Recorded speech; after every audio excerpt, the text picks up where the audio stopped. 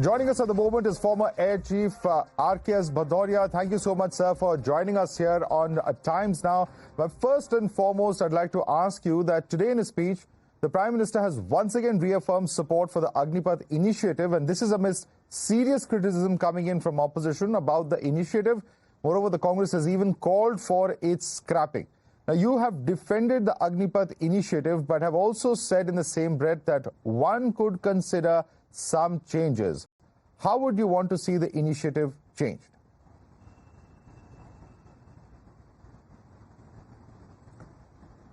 No, the initiative is it's a major reform. You know, we have discussed this issue of making the average age younger, series of committees, and you know the entire history.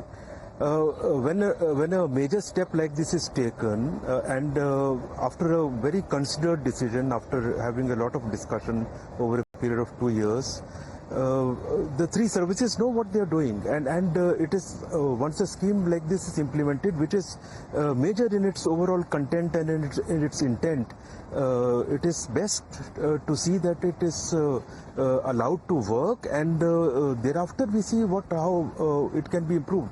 But in its basic content and intent, it is a very, very major reform. And it will change the way we do our HR and do our induction in the future, and make our services future ready.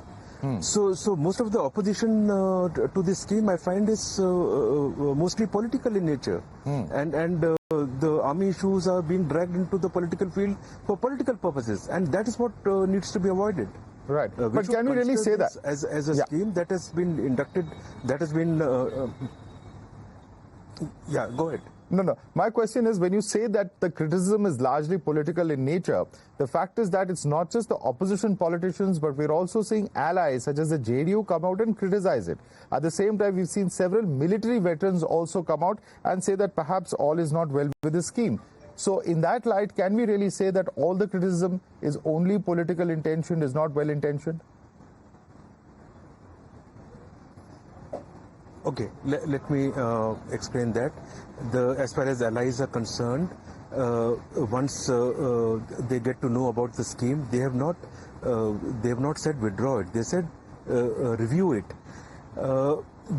I'm sure as a process, once they are part of the team, they would be given extended presentations, entire details, and thereafter what their points would be discussed in-house, and necessary action will be taken. No scheme is implemented that is not reviewed. The government has said so, the Ministry of Defence has said so, that in its due course, whatever improvements are required would be done. So as far as allies are concerned, it should be seen in that light. Right. As far as veterans, the point you make, we must realize that the veterans are never in full picture. We must leave it to the defense services and the current chiefs and the current leadership to implement the changes that are there. You know, how do we say that the veterans are more qualified to comment on issues that the current chiefs and the current leadership is not? And I must also tell you, I have retired nearly 2.5 years plus.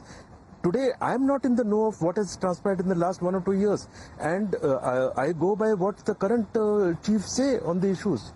Right. They know best. Right. Therefore, there is a limitation as far as veterans' understanding is concerned, okay, and about what is really happening on the scheme and the feedback of the scheme. Right, fair point. But, you know, a large part of the criticism that we've witnessed appears to be indicating that Agnipath has ignored the priority of combat readiness and instead appears to be a move in which the long term it reduces the burden of military pensions on the exchequer. That this was some kind of financial burden rationalization exercise. How do you respond to that? No, if it was only a financial issue, there were other ways of doing it. If it is just a pension issue.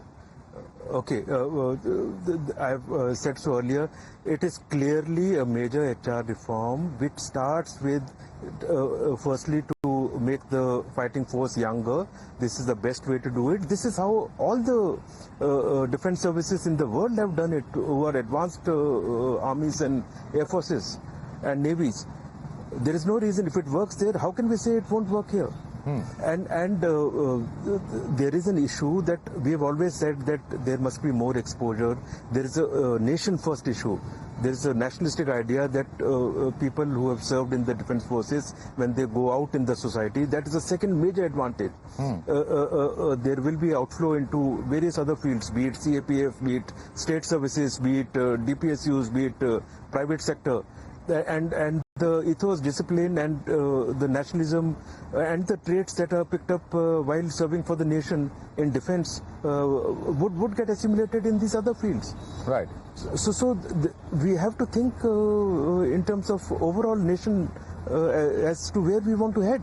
Right. So one of the criticisms that's coming in is that a scheme that has just gone halfway. Yeah. One of the criticisms that I was mentioning, sir, is that Agniveers don't get any pension. There's no gratuity, no family pension, no liberalized family pension, etc., and there's no education allowance for their children. Do you see this criticism as a fair one?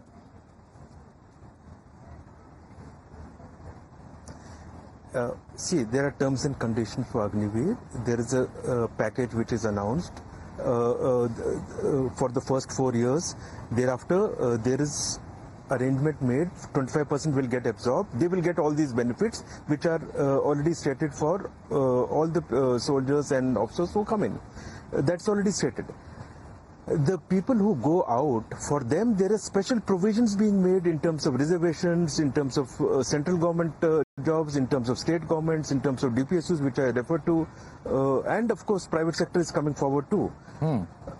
So you cannot compare the conditions of this scheme to the normal entry because it's a different scheme. Okay. You have to compare the 25% who will get absorbed and become permanent, whether they are losing out with respect to the previous, which they are not.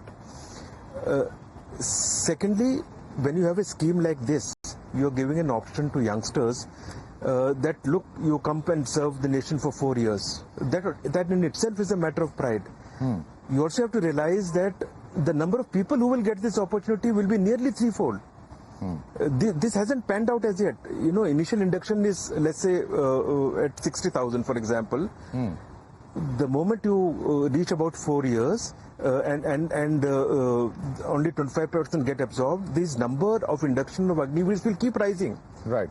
So if 60 is initial, it will finally go to, there is a number 1,80,000 or 2 lakh, depending upon whatever cadre gets reviewed that time. But it will be a huge increase in numbers. All right. So the number of people who get exposed to serving the nation itself increases. Former Air Chief Marshal RKS Bhadauria, sir, I'd like to thank you for joining us and sharing with us and breaking this down for our viewers in terms of the actual implications and giving us an insight with your rich experience in the services as to what the implications of this scheme are. Thanks so much for joining us, sir.